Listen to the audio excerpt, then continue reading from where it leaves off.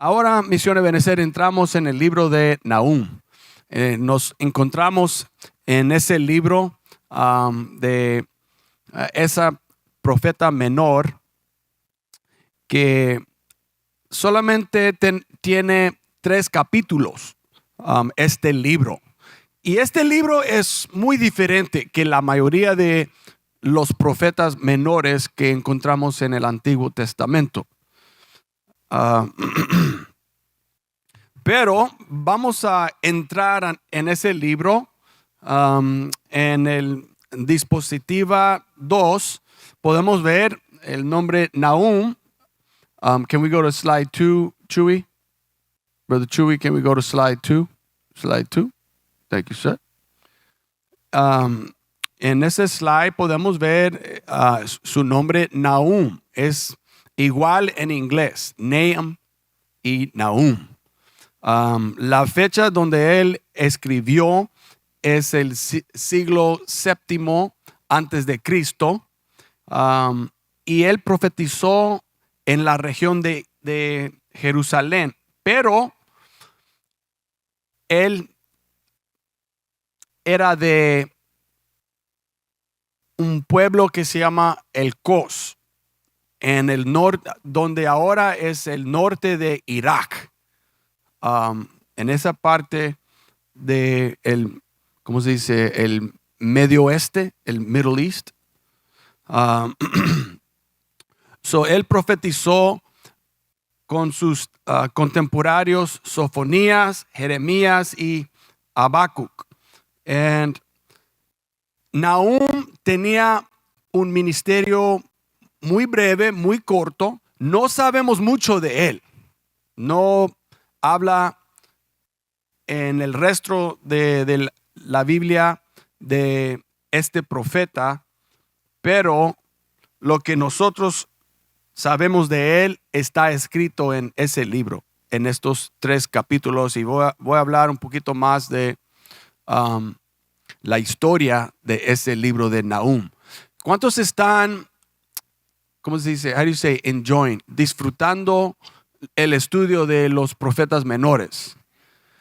De verdad, para mí fue una grande bendición entrarme en libros que no enfocamos mucho en la realidad. También cuando estudié en el seminario, también el hermano René sabe también, nosotros no tomamos mucho tiempo en cada libro del Antiguo Testamento, especialmente en los profetas menores. Así que cuando enseñan de esas cosas, ellos están dependiendo en los estudiantes, encontrando, escudriñando la palabra de Dios mucho más que la investigación de la palabra de Dios, porque en el seminario no es solamente la palabra de Dios, pero es también la investigación, the researching aspect of seminary. Nosotros venimos de una tradición pentecostal donde nosotros no ponemos how do you say, we don't put a lot of emphasis en la investigación, en los estudios de los seminarios, porque las asambleas de Dios quieren preparar sus ministros en la palabra de Dios, no en otros libros de la palabra de Dios. ¿Cuántos me siguen? Así que para un estudiante en círculos académicos, es una manera diferente como uno debe estudiar, debe escudriñar todos los libros por miles de años, porque hay mucho que está escrito sobre la palabra de Dios, especialmente del Antiguo Testamento. So, para mí fue como, how do you say, not just a blessing, but I'd like to say, for me, it was very helpful. Fue una ayuda muy grande para mí regresar a estos libros, de refrescar y recordarme de dónde venían los profetas y de la palabra que ellos tenían para el pueblo de Israel. So, I'm thankful for our study. Estoy muy agradecido por nuestro estudio en los profetas menores. Ok. Algo interesante, en slide 2 podemos ver que el profeta Nahum, su nombre significa consolación, consolation o confort. ¿Ok? Es muy interesante. ¿Y por qué es interesante? Es porque el libro de Nahum y su mensaje es completamente el opuesto del significado de su nombre. No habla nada de la consolación de Dios. As a matter of fact, su mensaje fue un mensaje muy fuerte, hermana Eligia. Su mensaje que él trajo de Dios fue comunicando la ira de Dios contra la maldad. Y para los asirios no había mucha consolación por ellos también. En el resto de los otros libros de los profetas menores, cada vez cuando un profeta predica o profetiza, va a traer un aviso, va a traer un juicio sobre los sujetos de su libro, pero después y cada vez antes del fin del libro vamos a encontrar una comendación, una consolación, o vamos a encontrar algo mostrando la gracia, el perdón o la misericordia de Dios. Pero aquí en ese libro no está. Solamente termina en la ira de Dios. So, uno tiene que pensar por qué Nahum terminó su libro tan, how do you say, abruptamente. Just very abruptly, he just finishes y ya. So, ya vamos a ver esto. Su lema es la ira de Dios contra la maldad de Asiria. Next slide. La estructura de ese libro, nosotros encontramos dos partes.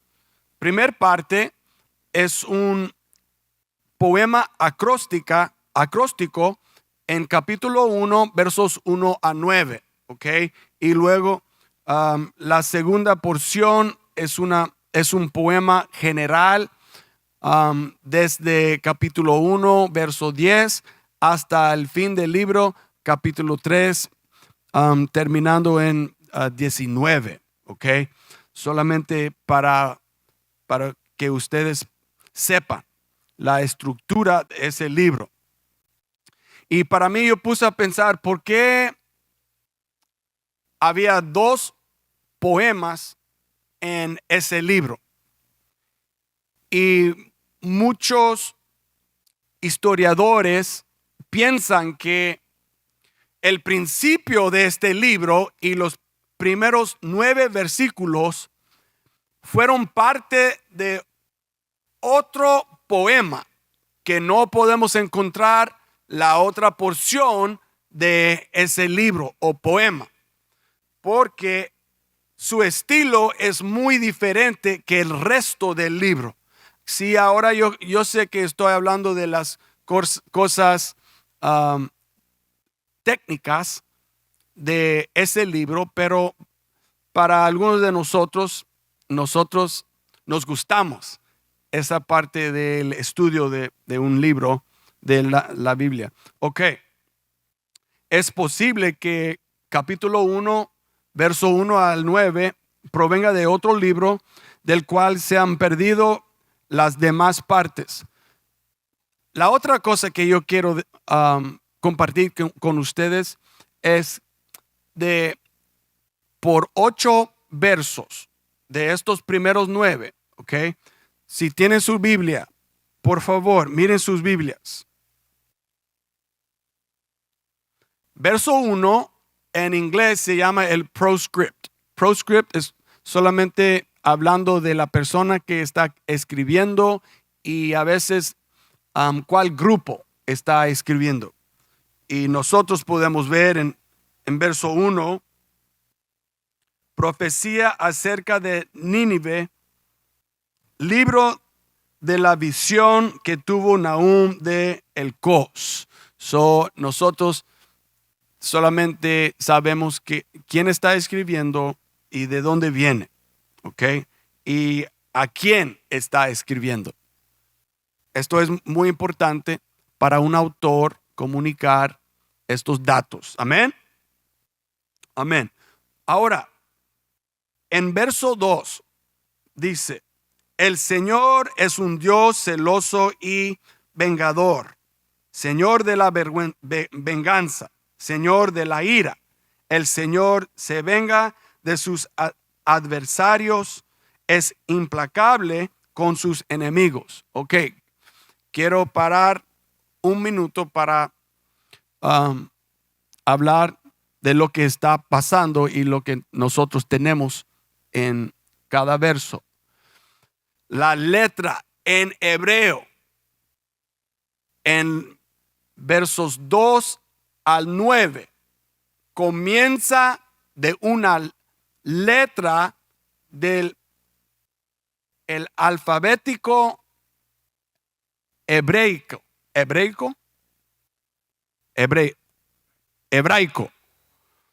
So the first letter of every verse is representing the first, yo creo, 8 letras del alfabético hebraico.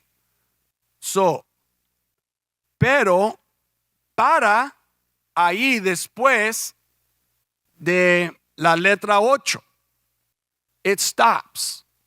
Y es porque historiadores piensan que había otra porción de este poema que nadie puede encontrar.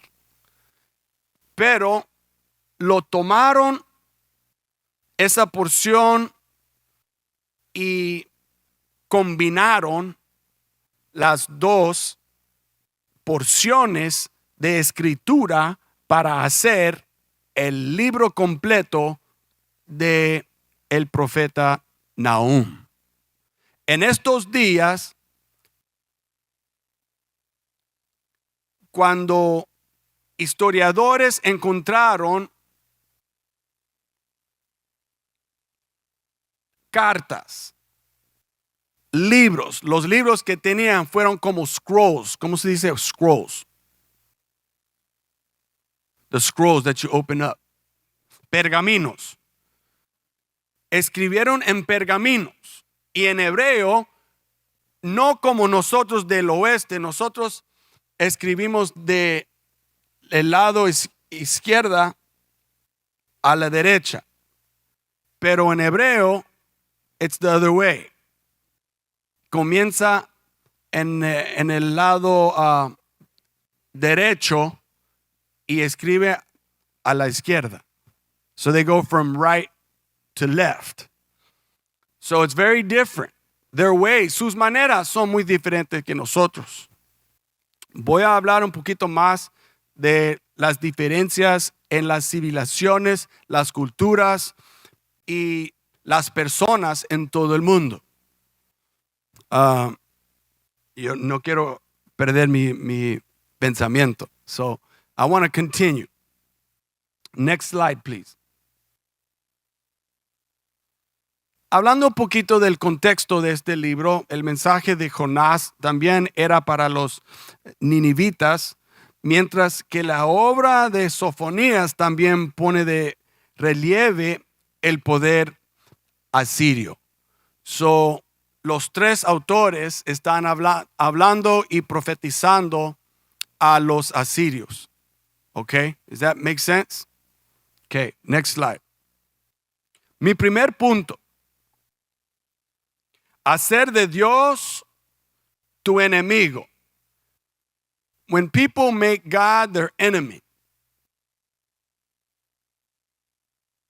we're going to see right here, vamos a ver cuando uno se hace Dios su enemigo, ¿qué pasa con ellos?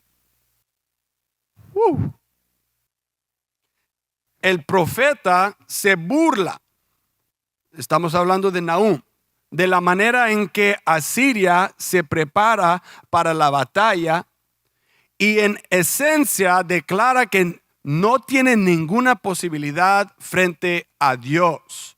Vamos a leer capítulo 2, verso 1 para ver lo que yo estoy diciendo. Chapter 2, verse 1.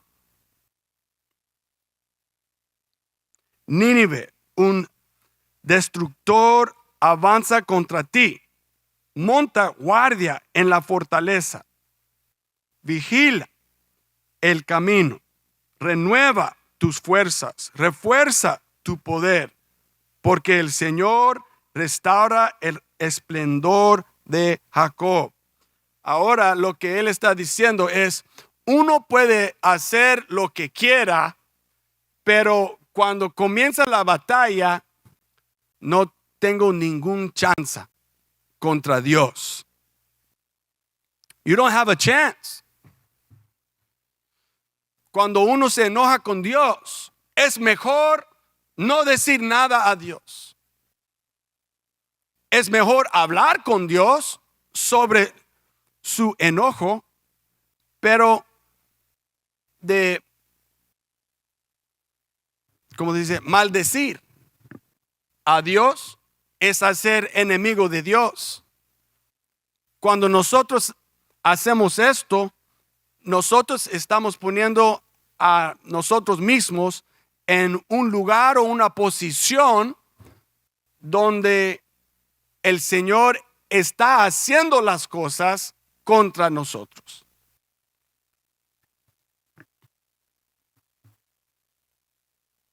Es decir, todo es en vano. Next slide, Chuy. Puedes esforzarte tanto como quieras, pero si no eres prudente, todo aquello por lo que has trabajado quedará en nada. You can work, pueden trabajar haciendo todo con su fuerza, con todos tus recursos, pero cuando uno no está bajo la voluntad, la cobertura de Dios, a veces las cosas se caen y no se puede levantar del piso. They'll never get going because they're working against God. You can do everything that you want and still find trouble. Es mejor tener la bendición de Dios en las cosas que estamos haciendo. Lo que es más es cuando un cristiano huye de los caminos de Dios. When a Christian leaves God's path, porque él sabe, él conoce a Dios, él sabe sus caminos. And so God allows us, el Señor nos permite caer en disciplina. He allows us to fall under discipline para corregirnos. Amén. Dios nos llama a reconocer su señorío y a formar parte de lo que Él está realizando.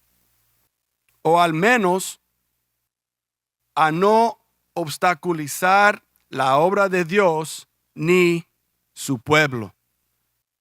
Está hablando de no estar, don't get in the way of God. No esté en el camino de Dios. Don't get in his way. Let God do what he's going to do. Pero cuando los asirios tomaron a Israel como su enemigo, es cuando la ira de Dios cayó sobre ellos. siendo un instrumento de destrucción para su pueblo Israel. Okay, can we go to the next slide? All right. Next. Oh wait, quiero real quick hablar sobre una historia. Jugando béisbol en mi escuela cuando tenía 18 años de edad. Fue una costumbre de nosotros de antes de cada juego orar antes del juego. Y no fue mandatorio, fue opcional para los jugadores, los peloteros. Pero si fui yo o alguien más diciendo, ok, vamos a orar, si quieren juntarnos, vamos a estar ahí, si no, está bien.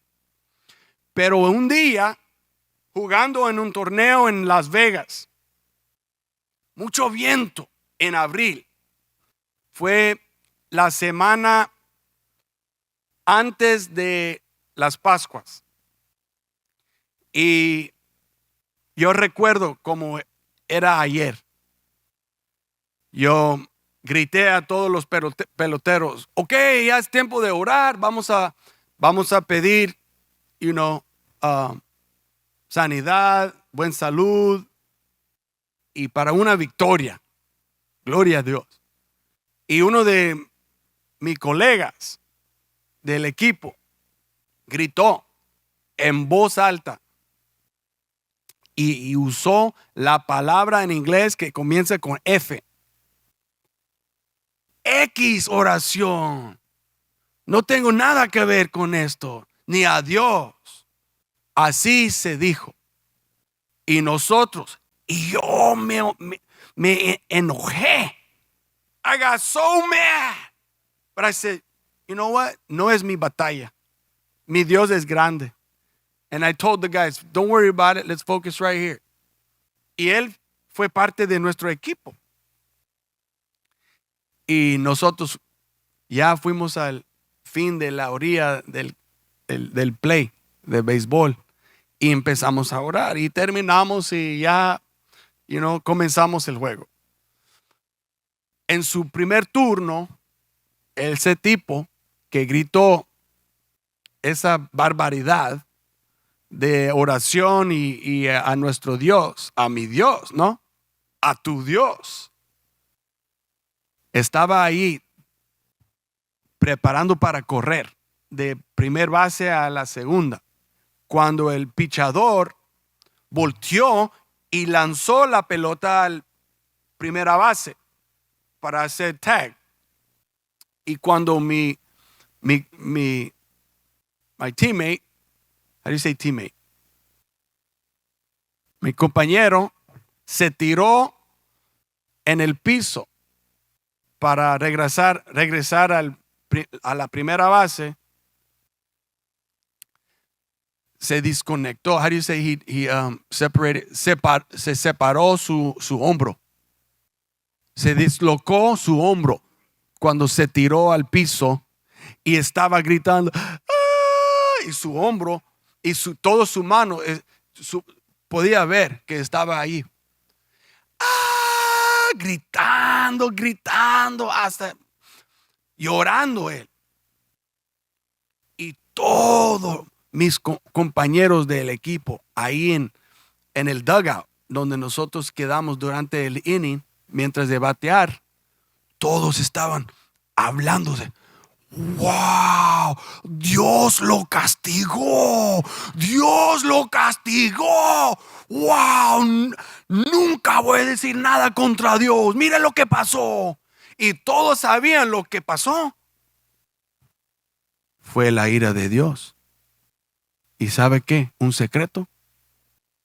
Su hija juega softball en Fresno State y ella conoció a mi hijo Eliseo este año y ella dijo a él, ¿sabes qué? Mi papá jugó con tu papá y los dos eran buenos peloteros Y al fin yo conté esa historia a mi hijo. Wow, tengo una historia de él. Pero mire, donde los dos se conocieron, en el estudio bíblico de los atletas de Fresno State. La hija está sirviendo al Señor. Pero yo creo que ella no sabe de esa historia de su papá. Solamente estaba contando de historias buenas, ¿no? Wow, your daddy, I love your daddy. Ahora, yo no tengo nada en mi corazón contra él. El Dios se puede en sí mismo, amén.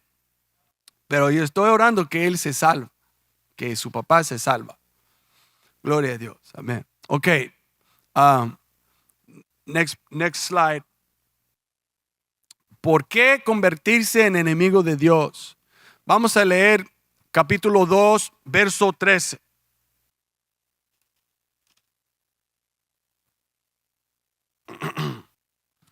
Y también capítulo 3, verso 5 dice lo mismo.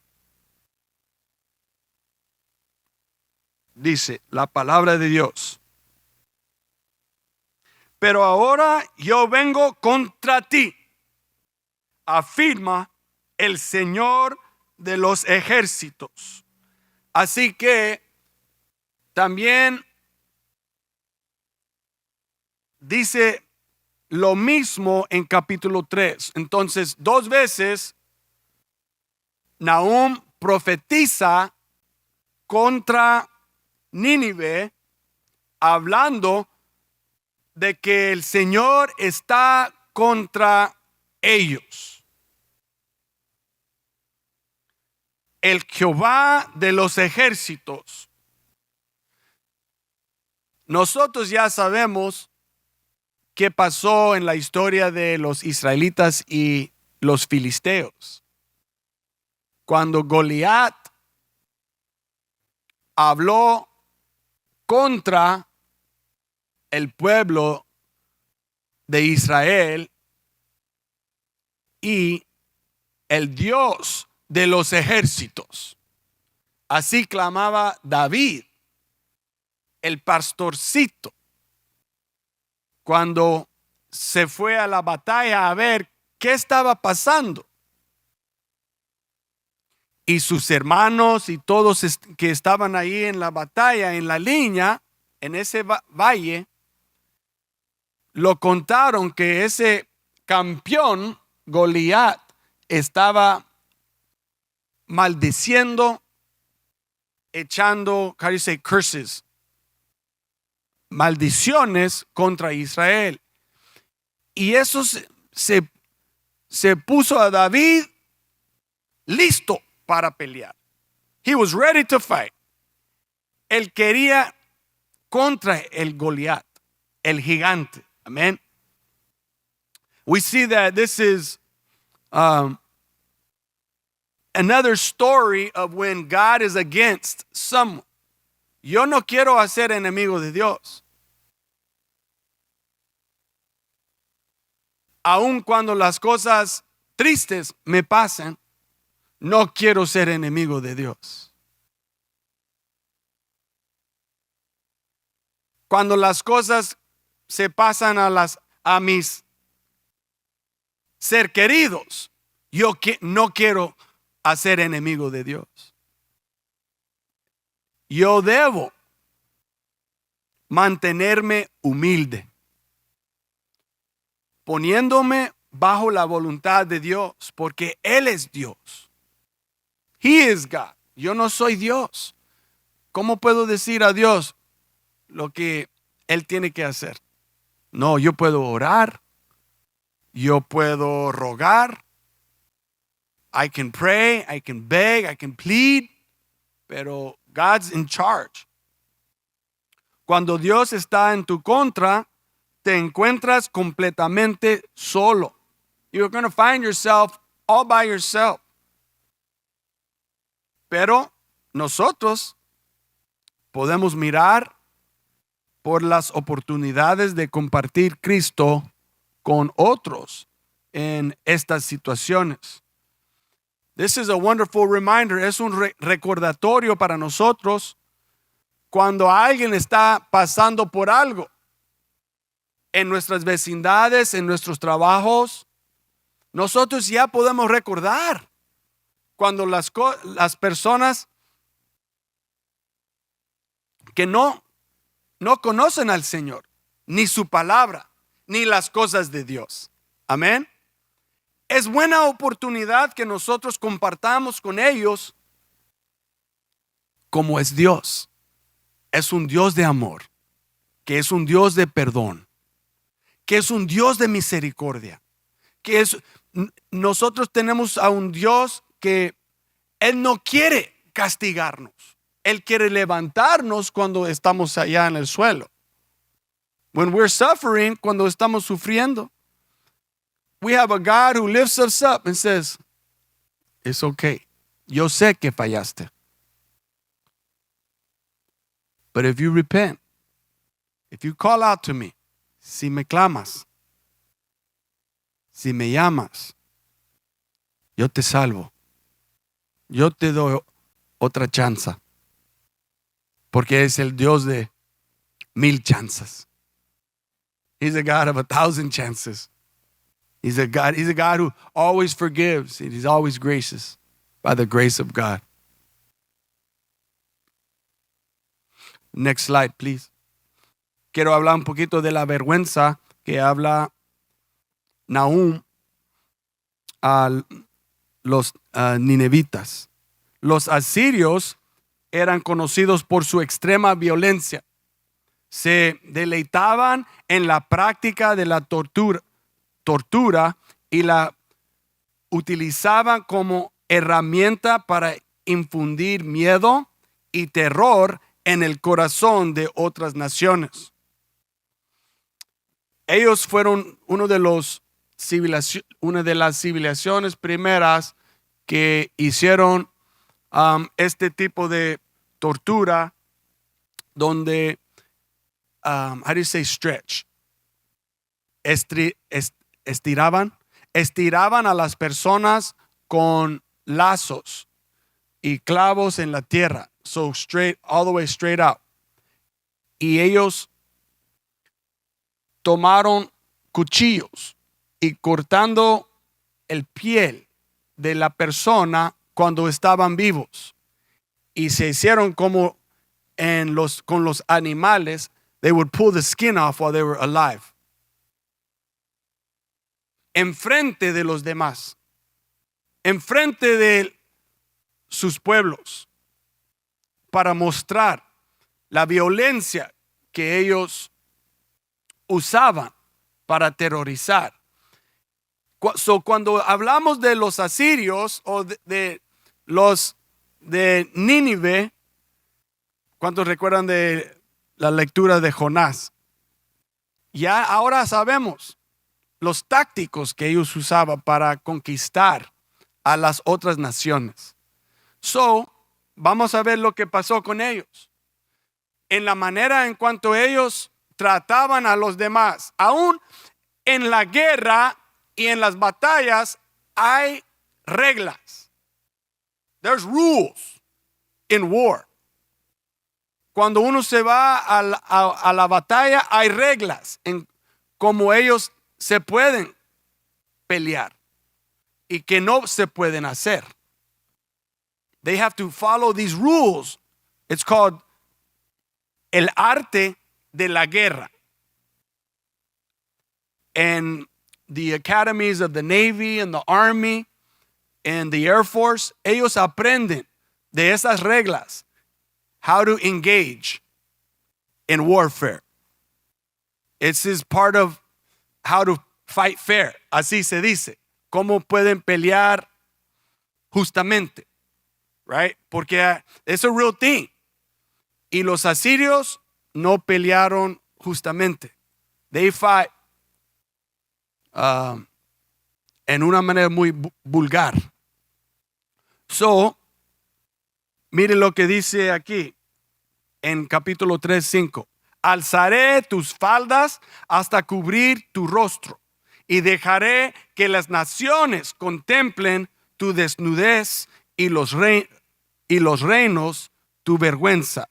Así que estaban diciendo de la vergüenza que iban a mostrar a todas las naciones. Su juicio a través de Dios ya viene, ya venía de Dios, ya venía ¿cómo se dice?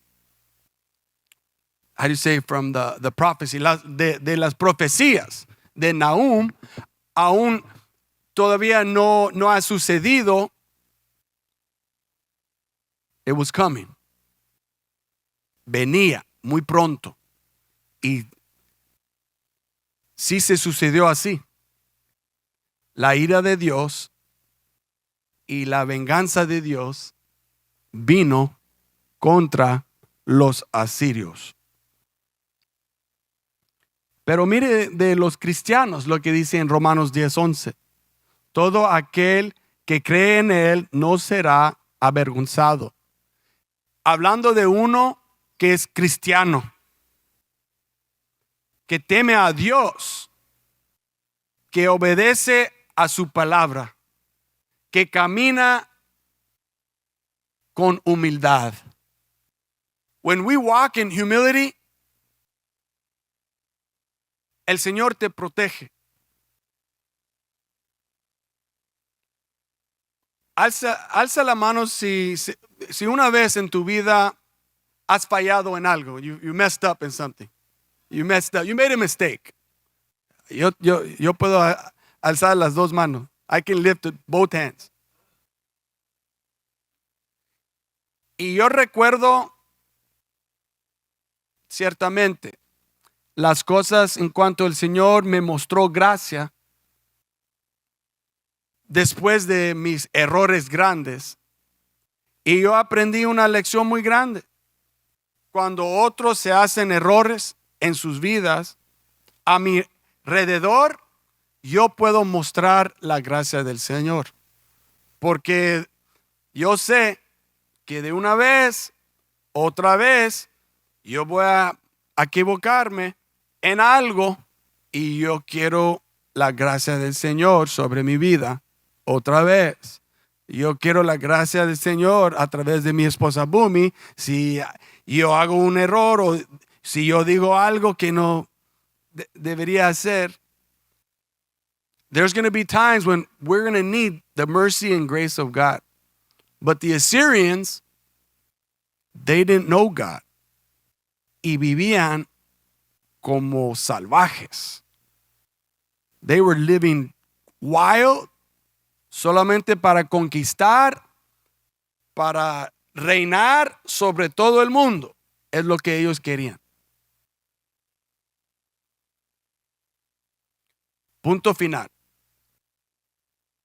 Fortalece tus amistades.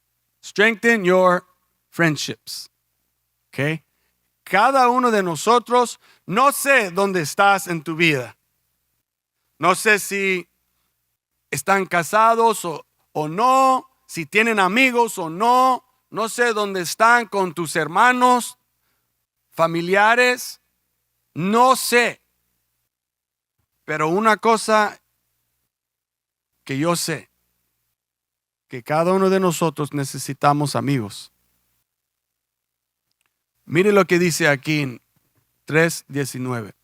No hay remedio para tu herida. Tu llaga es incurable. Todos los que oyen las noticias sobre ti aplauden de gozo. Pues, ¿sobre quién no ha recaído tu incesante maldad? Where are they? Where are your friends? No tienen a nadie. You don't have anybody. Estás solo por la arrogancia, por el orgullo que tenía Asirio en su camino, in their way, when they were conquering all the world, pensando, nadie puede contra nosotros. El Señor estaba mirando. Él sabe sus pensamientos porque Él es omnisciente. Amén. Muchas naciones se unieron para derrocar a Nínive. Los babilonios, los medos y los escitas. Los tres grupos y naciones conquistaron a Asiria, and they were no more. Ahora no hay, la civilización asirio no existe. Además, el mensaje de Nahum indicaba que Nínive ya no tenía amigos. Se habían vuelto demasiado poderosos a sus propios ojos y se creían que no se necesitaban a nadie. Ok, next slide. Lecciones de la Biblia. Si no tenemos cuidado, el orgullo hará que nos quedemos muy solos y sin ayuda. That's what will happen. Si somos llenos de orgullo, puede ser orgullo espiritual, porque esto es muy común en la iglesia, con cristianos de la iglesia. Yo lo he visto eso muchas veces. Cuando los cristianos no se cuidan de su actitud. Cuando la iglesia no se cuida a su actitud, hablando del mundo, pensando del mundo, cómo nosotros interactuamos con el mundo. Es muy fácil una persona en el mundo ver el orgullo que tiene un cristiano, que está mirando a ellos como están abajo de nosotros. How do you say condescend? I'll look it up later. Cuando nosotros miramos a personas como ellos están bajo de nosotros, es orgullo espiritual. Como ellos son inferiores que nosotros. Pero no es así. Todos están en la misma nivel al pie de la cruz. Creyentes y no creyentes. Believer or not believer. We're all at the same place with God. With others, before God. And we have to remember that. Para que no caiga en tentación. Para que no caernos en este tipo de pensar. O si una familia, ahora sus hijos están haciendo muy bien en sus estudios o en su escuela, o tienen carrera muy, muy fuerte, y ahora piensan que son mejores que otros. No recordando de dónde vinieron. Nosotros todos hay que recordar de dónde nosotros venimos. We have to remember where we came from, and we have to remain humble. Just because our kids went to college doesn't make us better than anybody else. We have to remain humble. Amen? And God will lift you up. El Señor se puede levantar a tu familia, a ti mismo. Praise God. Nosotros no debemos pensar más mejores de nosotros que debemos. We should remain humble, dice Pablo en Romanos 12. Amén. Y pensar bien de otros. So, en conclusión, final slide. En última instancia, vemos que Dios juzga el mal. Dios tendrá la última palabra en el mundo. Y deducimos que el mensaje de Nahum carecía de ese acto habitual de misericordia y gracia divina que normalmente observamos en los profetas. Como cristianos, no podemos olvidar las palabras de Jesús acerca de amar a nuestros enemigos, tal como se lee en Mateo 5:44, de amar a tus enemigos. Es otra lección que es muy diferente que el Antiguo Testamento. Cristo no habla mucho de la ira de Dios. Él quería mostrar amor, y es porque nosotros tenemos un pacto nuevo.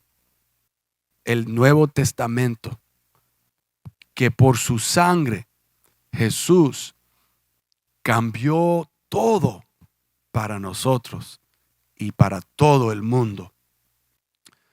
Un ejemplo donde nosotros podemos poner en acción lo que estamos aprendiendo es con nuestros padres, madres, hijos, amigos, hermanos. This is a great opportunity for us to live out the Word of God, especialmente en nuestras familias. In our families, ahí es donde nosotros practicamos nuestra fe primero. With our families, that's where we have to demonstrate the love of God first. And then, after we pass the test, we can take it to the world. Amen. Es mejor que nuestros hijos, que nuestras familias conocen el mejor lado de nuestras vidas y no el reverso. Our families need to know the best of us. They're going to know the worst of us too, but hopefully we can work to be the best in Christ to them first.